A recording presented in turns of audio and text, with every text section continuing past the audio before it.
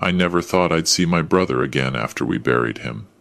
3 years had passed since Thomas's funeral, 3 years of grief and guilt that ate at me every single day. But there he was, standing in line at a Tim Hortons in Vancouver, very much alive. Let me back up. My name is Richard, and I'm 63 years old. I spent 40 years building a construction business in Toronto with my younger brother Thomas. We weren't just business partners. We were best friends. When our parents died young, I practically raised him. I was there when he got married. When his daughter was born, through his divorce, we were inseparable. Thomas died in February 2021. At least, that's what I thought. He'd been visiting a job site in northern Ontario when his truck went off an icy road and into a ravine. The RCMP called me at 2 in the morning. I'll never forget that phone call. The officer's voice was careful, measured. "Mr. Patterson, I'm very sorry to inform you that your brother Thomas Patterson was killed in a single vehicle accident this evening. I drove through a snowstorm to identify the body." The funeral home director led me into a cold room. The body was covered, face badly damaged from the crash, they said. But I saw his hands. Thomas had a distinctive birthmark on his left wrist, shaped like a maple leaf. I saw it there, and I fell apart. His daughter Monica handled most of the arrangements. She was 28 then, working as an accountant. She'd always been close to her father, despite the divorce. She seemed devastated, but she was efficient, organized. She picked the casket, arranged the service, dealt with the insurance company. I was grateful. I could barely function. The funeral was at a small church in Mississauga. About 70 people came. Thomas had a lot of friends, clients who'd become friends over the years. We had a closed casket service. Monica said it was better that way, given the condition of the body. I didn't argue. I couldn't bear to see him like that. After the funeral, Monica and I met with the lawyers. Thomas had updated his will 6 months before his death. He left everything to Monica, which made sense, but there was also a substantial life insurance policy, $800,000. The business, valued at about $1.2 million, was split 50-50 between Monica and me. I signed the paperwork to buy out Monica's half. She said she wanted a fresh start, maybe move out west. The insurance company processed the claim quickly. Too quickly, I realize now. Within 3 weeks, Monica received the payout. She told me she was investing it, starting her own financial consulting firm. I was proud of her, turning tragedy into opportunity, just like her father would have wanted. Months passed. I threw myself into work, trying to fill the void Thomas left. But the business felt hollow without him. His office stayed exactly as he'd left it. I couldn't bring myself to clean it out. Sometimes I'd sit in his chair, looking at photos of us at job sites, wondering what I could have done differently. If I'd insisted he wait until spring to visit that site, if I'd gone with him. If. I started seeing a therapist, Dr. Helen Chen, a kind woman in her 50s who specialized in grief counseling. She helped me understand that guilt was a normal part of mourning. You're grieving not just your brother, but your business partner, your friend, the future you'd planned together, she said. That's a lot to carry. Monica checked in occasionally, but our relationship felt strained. She'd always been closer to Thomas. I understood. I was just the uncle who showed up for birthdays and Christmas. But after Thomas died, our conversations became shorter, more perfunctory. She was busy with her new business, she said. I didn't push. Then, in September 2024, everything changed. I had a meeting in Vancouver with a potential client, a developer interested in a large residential project. The meeting went well, and afterward, I decided to grab a coffee before heading to the airport. I walked into a Tim Hortons on Robson Street, still thinking about the contract we'd just discussed. That's when I saw him. He was fourth in line, wearing a gray hoodie and jeans, studying the menu board. My heart stopped. The way he stood, the slope of his shoulders, the way he tilted his head when he was thinking. I knew that posture like I knew my own. I stepped closer. He turned slightly, and I saw his profile. The The same nose, the same jawline. My hands started shaking. It couldn't be. Thomas was dead.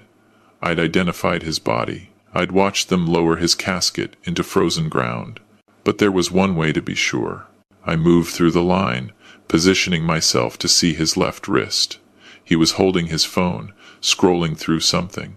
And there it was, the birthmark, the maple leaf shape on his left wrist, identical to the one I'd seen in that funeral home. My vision blurred. The room spun. I grabbed the edge of a table to steady myself. This was impossible. People don't just come back from the dead. I was having a breakdown. That's what this was. Doctor Chen had warned me about this, about how grief could make you see things. But then he spoke. Medium double, please. That voice. I'd heard it 1,000 times, in 1,000 different contexts, on job sites, in meetings, on fishing trips, at family dinners. It was Thomas's voice. He paid with cash, grabbed his coffee, and walked out. I stood frozen, watching him through the window. He climbed into a silver Honda Civic, checked his phone, then pulled into traffic. I don't remember deciding to follow him. My body just moved. I ran outside, flagged down a taxi that was dropping someone off. Follow that silver Civic, I said. The driver, a Sikh man in his 40s, raised an eyebrow but didn't question it. We followed the Civic east, through downtown Vancouver, into the suburbs.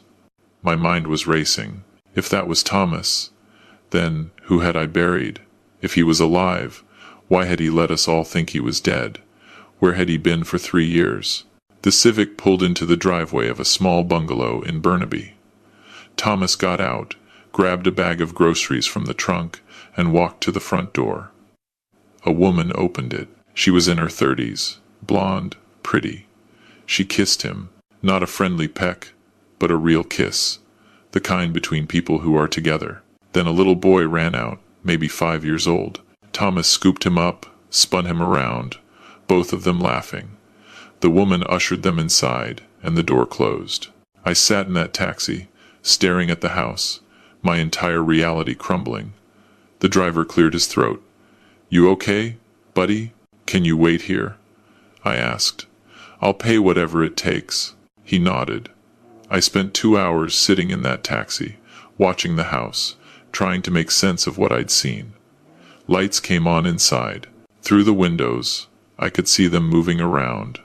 A normal family doing normal family things. Making dinner, watching TV, living. Finally, I had the driver take me back to my hotel. I didn't sleep that night. I paced the room, went over everything I knew, tried to find an explanation that made sense. By morning, I'd made a decision. I needed proof. Real, solid proof that what I'd seen was real. I went back to the house in Burnaby, parked down the street, waited. At 8:15, the woman left with the boy, presumably taking him to school. At 8:40, Thomas came out, climbed into the Civic, and drove off. I followed him to a warehouse district in Richmond. He parked outside a building with a sign that read Pacific Coast Imports. He went inside. I called a private investigator I'd used before for background checks on employees. His name was Jack Morrison, ex-RCMP, thorough and discreet. I told him everything. To his credit, he didn't tell me I was crazy. He just listened and said, I'll look into it. Jack worked fast. Within 3 days, he had preliminary information. The house in Burnaby was registered to a woman named Christine Wolfe. The boy was her son from a previous relationship. And the man living there with them? According to utility bills, bank accounts, and employment records, his name was David Harper. He'd been working at Pacific Coast Imports for 4 years. 4 years. That was before Thomas supposedly died. Jack sent me photos he'd taken. Clear, close-up shots of David Harper. It was Thomas, no question. Same face, same birthmark, same everything. He'd grown a beard, changed his hair a bit, but it was him. Here's the thing, Jack said when we met. David Harper didn't exist before 2020. No birth certificate, no school records, no credit history before that year. It's a fabricated identity, but a good one. Professional level work. I felt sick. What does that mean? It means your brother planned this. You don't create an identity like this overnight. This took time, money, and connections.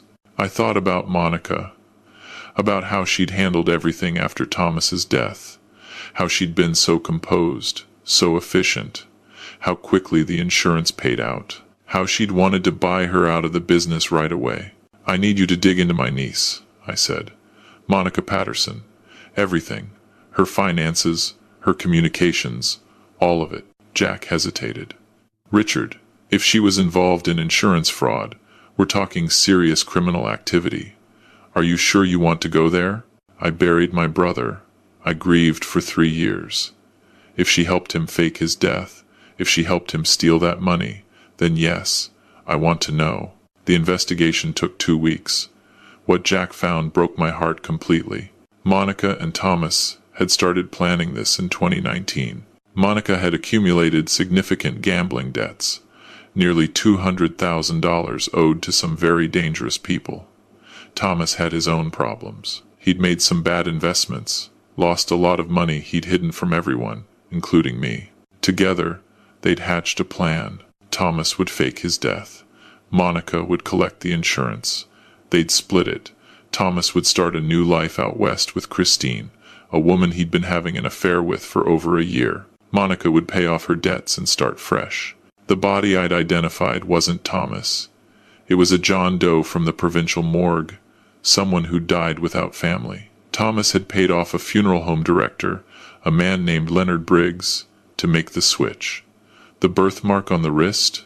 Briggs had created it using medical tattooing techniques. The damaged face meant I'd only looked for confirming details, not the overall person. The accident was staged. Thomas had driven an old truck off that ravine himself, set it on fire, then walked away. He'd established his David Harper identity months earlier, already had the job lined up in Vancouver. Christine had no idea about any of it. She thought David Harper was exactly who he claimed to be, a divorced father starting over. Jack compiled everything into a comprehensive report. Photos, financial records, phone records, showing calls between Monica and Thomas that supposedly happened after his death. Records of payments to Leonard Briggs. Everything we'd need. I sat in my Toronto condo, reading through it all, feeling like someone had hollowed me out. This wasn't a stranger who'd betrayed me. This was my brother, the boy I'd raised, the man I'd trusted with my business, my life. And Monica, my niece, who I'd watched grow up, who'd sat in my lap as a child and called me Uncle Richie. The grief I'd felt when I thought Thomas died was nothing compared to this, because that grief had love in it, good memories, the comfort of knowing he'd been real, that our relationship had meant something. This was different. This was learning that everything had been a lie. I didn't want revenge. I wanted answers. I wanted to look Thomas in the eye and ask him why he'd done this to me, why I hadn't been enough, our business hadn't been enough, our brotherhood hadn't been enough. But I also knew I couldn't let this go. What they'd done was criminal. The insurance company had been defrauded. Leonard Briggs had desecrated a body, violated his professional ethics.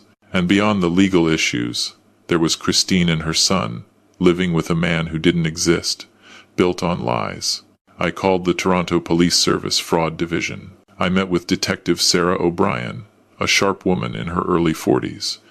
I gave her everything Jack had found. She listened without interrupting, reviewed the evidence, then looked at me with something like pity in her eyes. Mr. Patterson, I'm very sorry this happened to you. We'll investigate, coordinate with RCMP and Vancouver PD. Given the evidence you've provided, we'll likely be making arrests. How long? I asked. Could be a few weeks. We need to verify everything, build an airtight case. This involves multiple jurisdictions. Insurance fraud, forgery, conspiracy. It's complex. I nodded. There's something else. The woman he's living with, Christine. She doesn't know. She thinks he's David Harper. She has a child. Detective O'Brien's expression softened. We'll handle it as carefully as we can. 3 weeks later, I got the call. They'd arrested Thomas in Vancouver, Monica in Toronto, Leonard Briggs at his funeral home. All on the same morning, coordinated arrests. I flew to Vancouver. I needed to see him. The police agreed to let me attend the interrogation, watching from behind one-way glass. They brought Thomas into the room in handcuffs. He looked older, tired. The beard was gone now. He looked exactly like I remembered him, and that made it worse somehow. Detective O'Brien laid out the evidence: bank records, phone records, testimony from Leonard Briggs, who'd agreed to cooperate, photos of Thomas as David Harper. Everything. Thomas didn't deny it. He just sat there, head down, occasionally glancing at the mirror where he couldn't know I was standing. "Why?" Detective O'Brien asked. "You had a good life, a successful business. Why fake your death?" Thomas was quiet for a long time. Then he spoke, and his voice was flat, emotionless. "I was drowning. The debt, the pressure. Monica came to me, desperate. Those people she owed, they were threatening her. I thought I could fix it. I always fix things. By defrauding an insurance company? By letting your brother grieve for 3 years? Richard." Thomas's voice broke.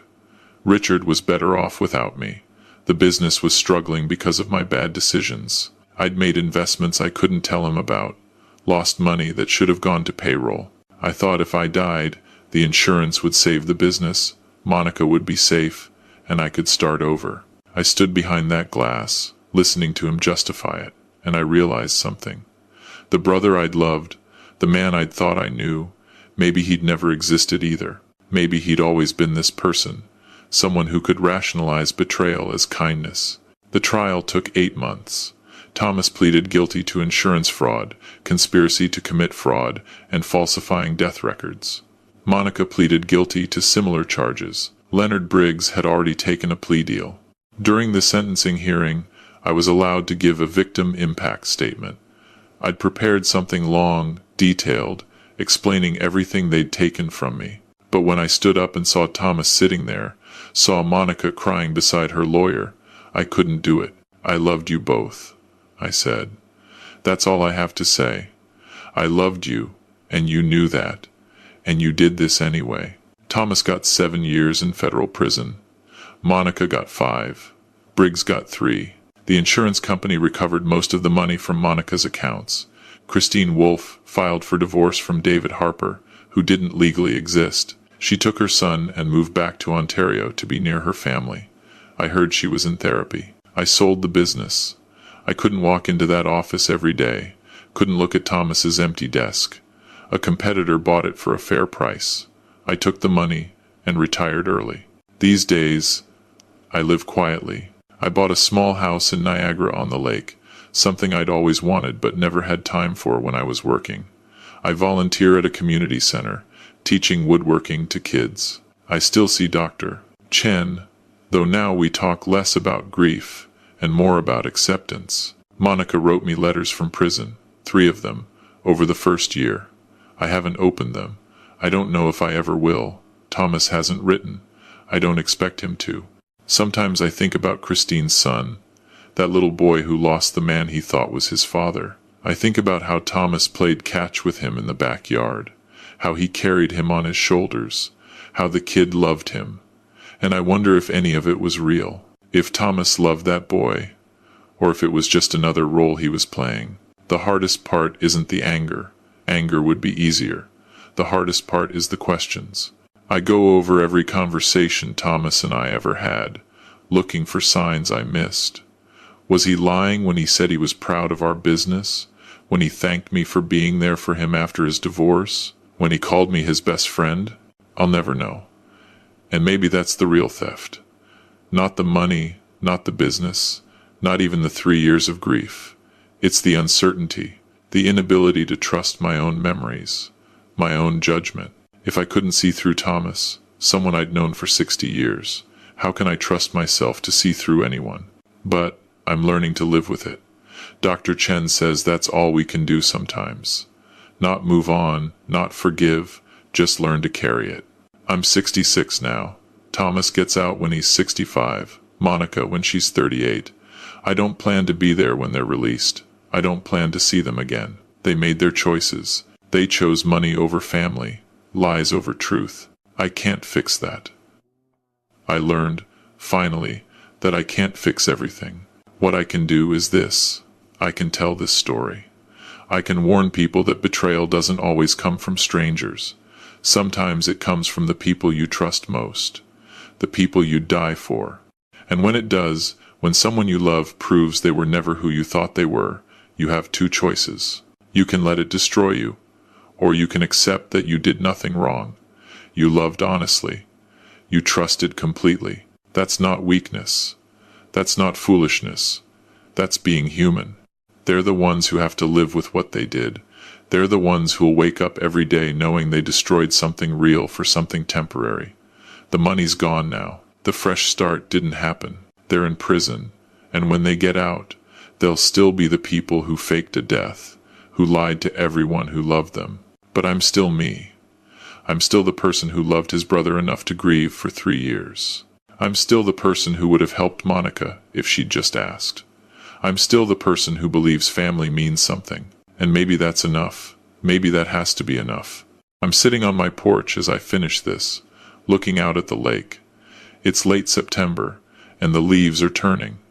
Tomorrow I'm teaching a woodworking class to a group of teenagers. Next week I'm having dinner with Dr. Chen and her husband. Next month I'm taking a trip to the Maritimes, something I never had time for before. I have a life. Not the life I planned, not the life I wanted, but a life nonetheless. And some days, most days, that feels like its own kind of victory. The betrayal didn't destroy me. Thomas and Monica took a lot, but they didn't take that. They didn't take my ability to wake up in the morning and find reasons to keep going. They didn't take my capacity to help those teenagers learn to build something with their hands. They didn't take my future, and if I've learned anything from all this, it's that the future is all we ever really have. The past is gone. The people we thought we knew are gone. But the sun still rises. The lake still shimmers. Life still happens, whether we're ready for it or not. So I keep going. I keep building, even if it's just small things now. Birdhouses with kids, friendships with neighbors, a quiet life that's mine and mine alone, built on truths I can verify, on relationships I choose carefully. 3 years ago, I saw my dead brother buying coffee. It shattered everything I thought I knew. But from those shattered pieces, I've built something new, something smaller, maybe, something more cautious, but something real. And in the end, real is all that matters. Real is what lasts. Real is what they could take from me. And real is what I found again, on my own terms, in my own time. That's my story. That's my justice. Not revenge, not forgiveness, but survival. The choice to keep living, keep trusting myself, if not others, keep finding meaning in a world that proved itself capable of cruelty I never imagined. If you're reading this and you've been betrayed, truly betrayed by someone you loved, I want you to know something. It's not your fault. You didn't cause it by being too trusting. You didn't deserve it. And while the pain might never completely go away, it will change. It will become something you carry instead of something that carries you. You'll have good days and bad days. Days when you're angry. Days when you're sad. Days when you can't believe it happened. But you'll also have days when you laugh again, when you feel peace again, when you look around at the life you've built from the ruins and think, I did this. I survived this. And that's not nothing. That's everything.